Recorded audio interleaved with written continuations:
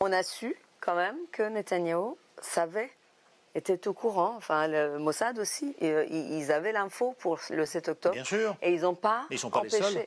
Oui. Bien sûr. Non mais non, Oui. eux ils étaient les premiers concernés. Que l'attaque allait avoir. Bruno, bien sûr.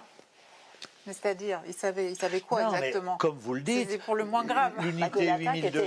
L'unité 8200 du Mossad savait qu'il y aurait une attaque. Oui. Mais ils le savaient combien de temps à l'avance? Quelques jours à l'avance. Dans les jours qui précédaient.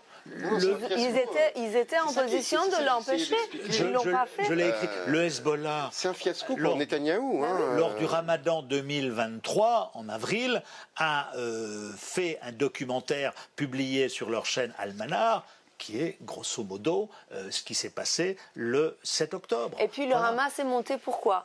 Disons-le aussi. Parce que Netanyahou a quand même laissé l'argent qatari arriver.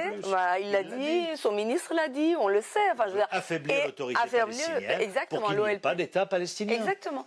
Pour saboter la possibilité d'existence d'un État palestinien stable. Donc le Hamas monte, donc le terrorisme, donc on bloque Gaza.